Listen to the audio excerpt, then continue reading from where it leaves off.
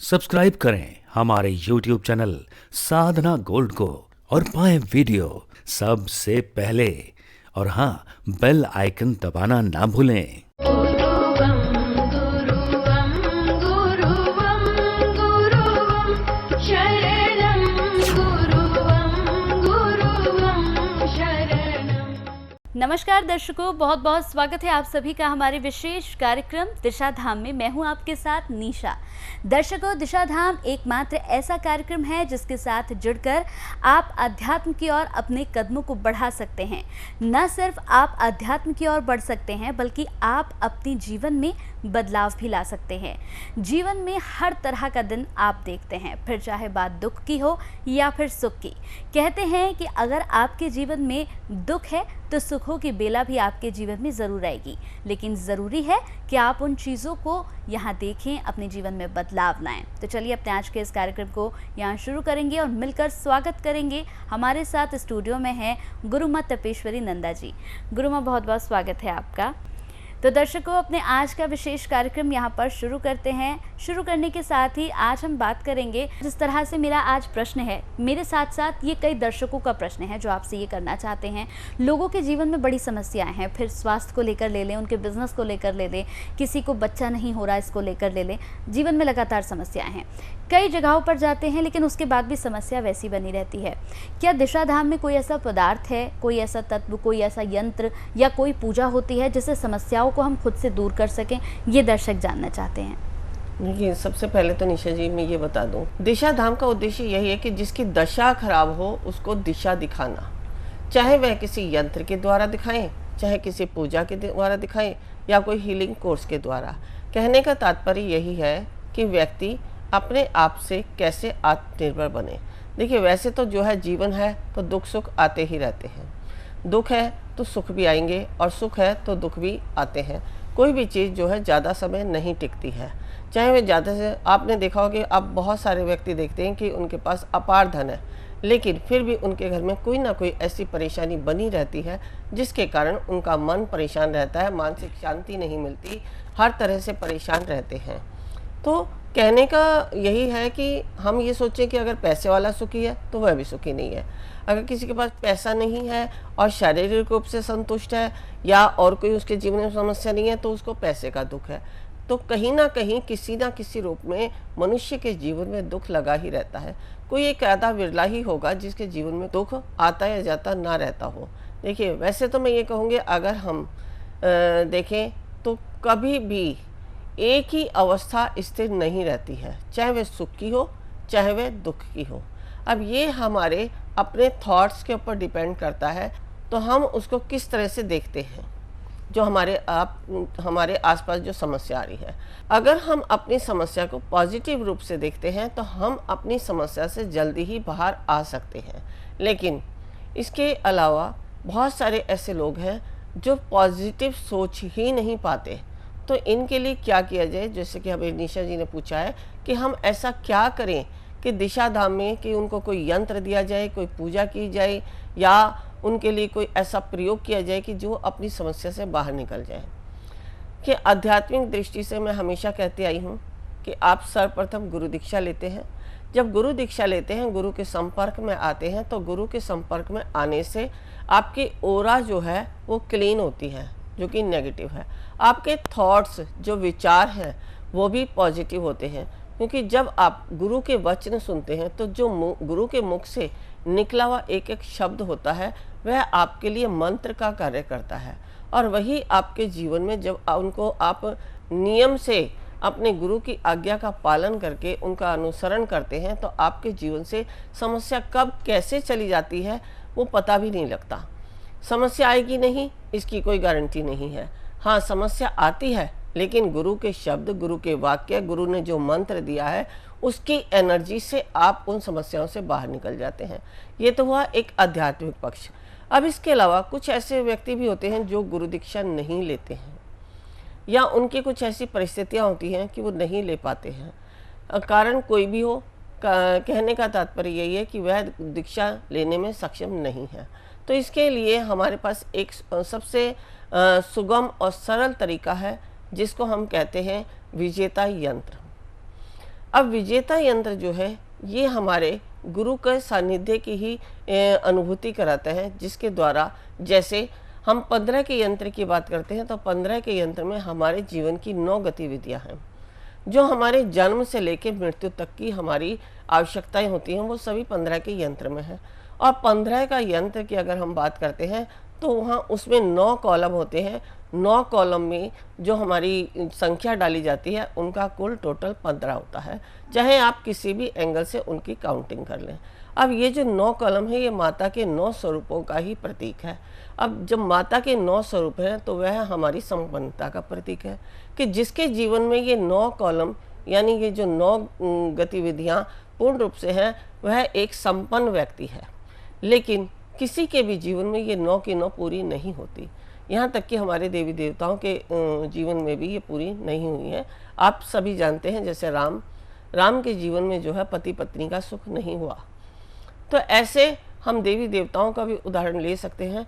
तो हम देवी देवताओं का उदाहरण इसलिए लेते हैं कि उनको देखकर कि जब प्रभु हमारे परमात्मा जिन्होंने हमें जन्म दिया, जिन्हें ये सृष्टि बनाई है, अगर उनके जीवन में ये सब घट रहा है तो हम तो फिर भी सामान्य व्यक्ति हैं।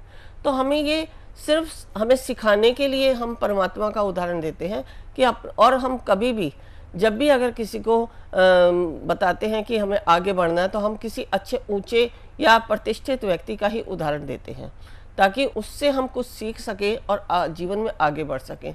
तो हमारे जो शास्त्र हैं, जो ग्रंथ हैं, ये इसीलिए बने हैं कि इनको पढ़कर हम अपने जीवन में जो भी कुछ हमारे साथ घट रहा है उनसे कुछ सीख कर हम अपने जीवन को देखकर चल सकें और उनसे इतने दुखी ना हों जो हमारे जीवन में दुख आया है, कि जो दुख आया है वो हमें बहुत छोटा लगे। और जब हमें दुख छोटा लगता है तो वह जल्दी भी निकल जाता है। जितना हम बड़ा समझते हैं उतना ही और ज़्यादा हमारे जीवन में, क्योंकि हमारी खुद की एनर्जी वही डेवलप होती है जो हमारे दुख की अनुभूति होती है, तो हम नेगेटिव थॉट से अपने द्वारा ही खुद से उन दुखों को और बढ़ा लेते हैं। तो इसके लिए जैसा मैंने बताया कि विजेता यंत्र, तो विजेता यंत्र हमारे 15 के यंत्र के आधार पर बना है। और 15 का यंत्र यानी 8 दिशाओं से संपन्नता का प्रतीक, जो मैंने बताया कि 9 रूप, 9 शक्तियाँ जो संपन्नता का प्रतीक है। जब ये हमारे जीवन में संपन्नता लाती हैं तो हम संपन्न हैं। जो 8 दिशाओं से संपन्नता प्राप्त होती है और जो बीच में जो ब्रह्म स्थान होता है, जहाँ भगवान का स्थान होता है, माता पिता का स्थान होता है, गुरु का स्थान होता है, जब वहाँ से हमें सपोर्ट मिलती है तो हमारी चारों दिशाओं में, जैसे आप अगर कहीं सेंटर में खड़े हैं और आप बहुत ज़्यादा सुगंधित है तो आपकी जो सुगंध है वो 8 दिशाओं में फैलती है। ऐसे यदि आप बीच से स्ट्रांग है, आपको माता पिता का सुख है, आपको गुरु का आशीर्वाद है, आपको भगवान की कृपा पर है, तो आप 8 दिशाओं का सुख प्राप्त कर सकते हैं। तो ये जो विजेता यंत्र है ये हमें 8 दिशाओं से संपन्नता दिलाता है, 8 दिशाओं से सुख की अनुभूति कराता है। अगर किसी व्यक्ति के जीवन में, जैसे अगर मैं एक डेट ऑफ बर्थ आपको बताती हूँ, 4/8/1987, तो 4/8/1987 में हमने क्या देखा कि हमें 4 भी मिला है, 8 भी मिला है, 1 भी मिला है, 9 भी मिला है, 7 भी मिला है। लेकिन जो 1 से 9 तक की गिनती है उनमें हम देखेंगे कि कौन सा अंक हमें नहीं मिला है, जो हमारी गतिविधियों के आधार पर होता है। उनको जो नहीं मिला है हमें उसको कैसे पूरा करना है। तो यहाँ अगर हम गुरु से दीक्षा ले लेते हैं तो गुरु हमारे 8 दिशाओं का, क्योंकि यहाँ गुरु का स्थान सेंटर में है, तो जो हमारी 8 दिशाओं को हमें देखता है, गुरु हमें जो मिला है उसी से हमें जो नहीं मिला है उसकी पूर्ति करा देते हैं। यानी तो ऐसे ही जब हम विजेता यंत्र को धारण कराते हैं तो उसमें भी हमें गुरु की अनुभूति होती है, गुरु का सानिध्य होता है, साक्षात गुरु का स्वरूप होता है। तो हमने जब ये पहना तो हमारे जब हार्ट चक्रा पर ये यंत्र होता है तो हमारी 8 दिशाओं से हमें संपन्नता की प्राप्ति होती है। अगर हम वास्तु की भी बात करते हैं तो वास्तु में भी हम 8 दिशाओं से संपन्नता देखते हैं कि हमारा कौन सा कॉर्नर स्ट्रांग है और कौन सा नहीं है। तो यही इसी वास्तु के आधार पर, इन्हीं दिशाओं के आधार पर ये विजेता यंत्र बना है, जो कि आपने देखा होगा भगवान बुद्ध का ही प्रतीक चिन्ह है। जैसे आप अशोक स्तंभ देखते हैं तो अशोक चिन्ह जो होता है, ऐसे ही हाँ, ये भगवान बुद्ध का प्रतीक है। इसमें आपने देखा होगा जो भगवान बुद्ध के, अगर आप नगरी में गए हैं, वहाँ जब जाते हैं तो उनके जो मेन गेट होता है उस पर भी विजेता यंत्र का प्रतीक होता है। यहाँ अभी मेरे पास उपलब्ध नहीं है विजेता यंत्र, लेकिन अगले एपिसोड में मैं आपको दिखाऊंगी कि विजेता यंत्र किस प्रकार का होता है और कैसे आठों दिशाओं से आपको संपन्नता की प्राप्ति होती है।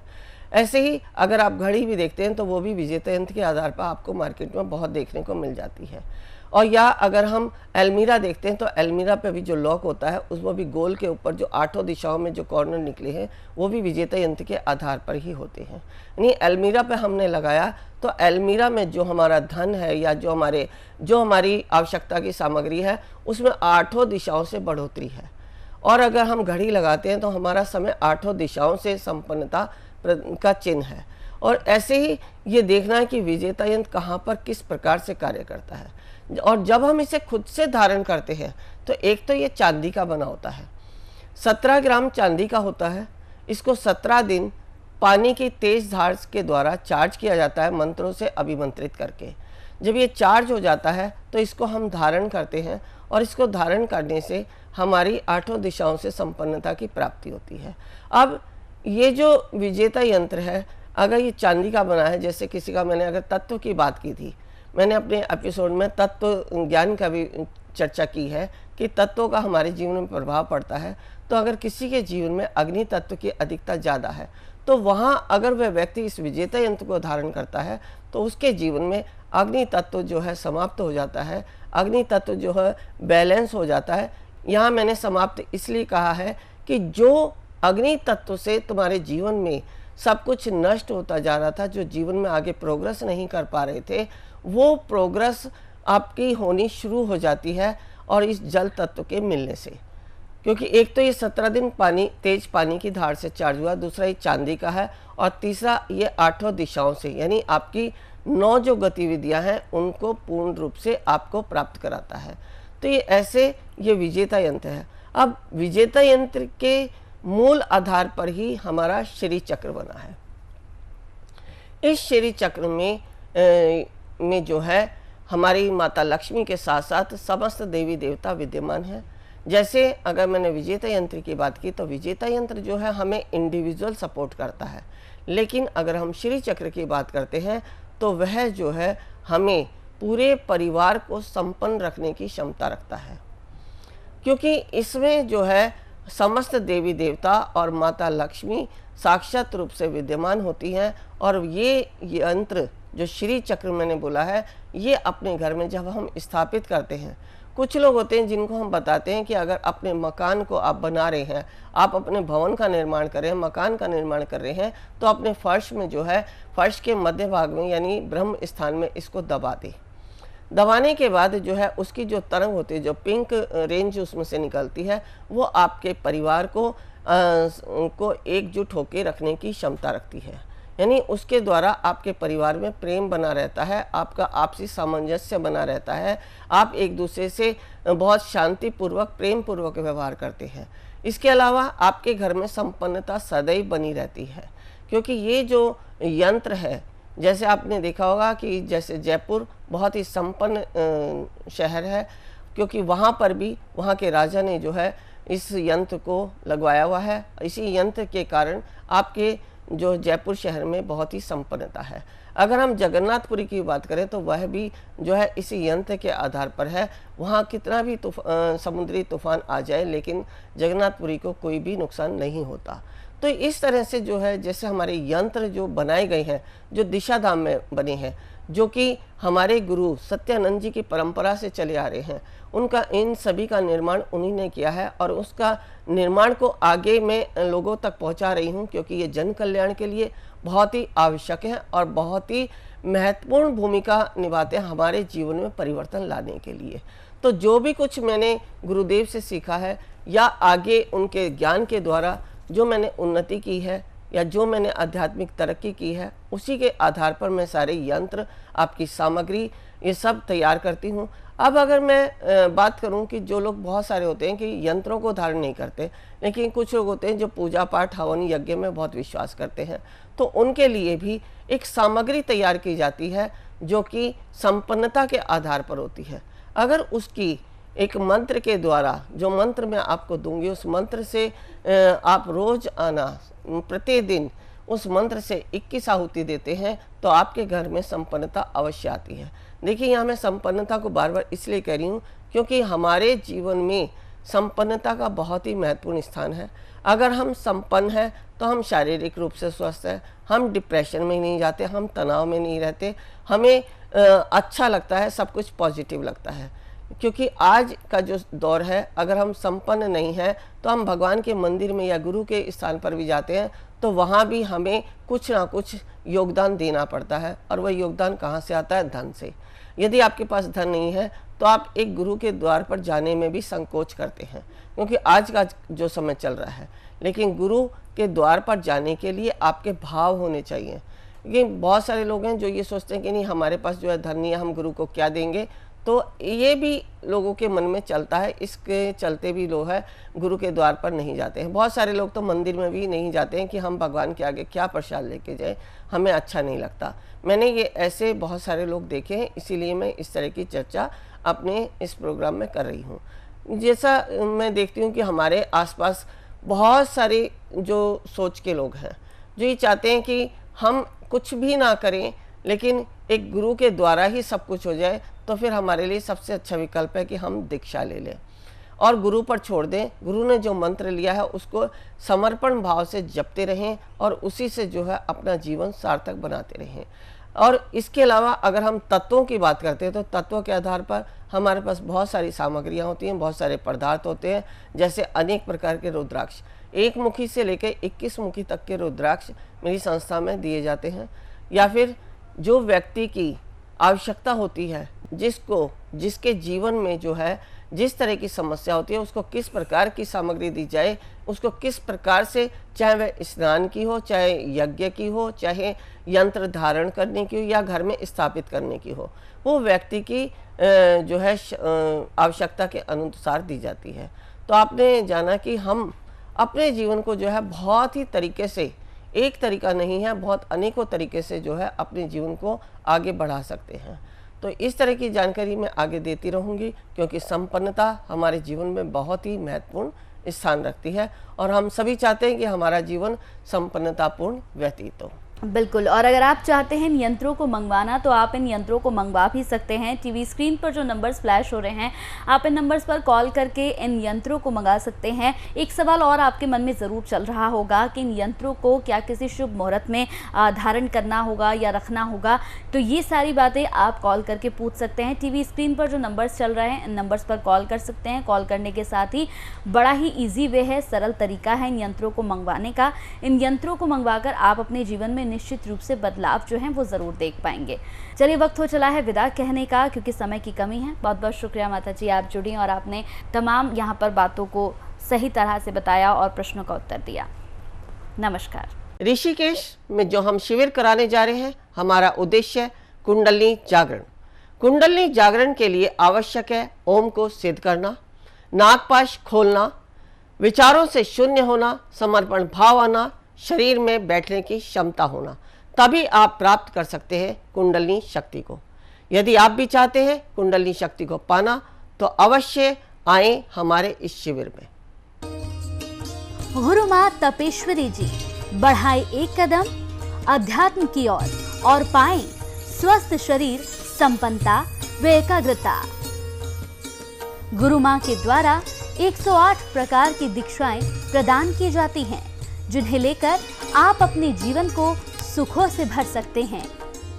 आप गुरु माँ से ध्यान व उपचार पद्धतियाँ सीख सकते हैं, जैसे मुद्रा विज्ञान, साधना से सिद्धियों की ओर, तत्व ज्ञान, लामा फेरा, तनाव, डिप्रेशन, पागलपन, नजर दोष, टोने टोटके में अत्यंत प्रभावी, योग माया, रोगी को रोग मुक्त करना, हुंकार विद हलीम बौद्धिक, विकास एवं लक्ष्य प्राप्ति हेतु, टिंटी सर्कल एकाग्रता बढ़ाने के लिए।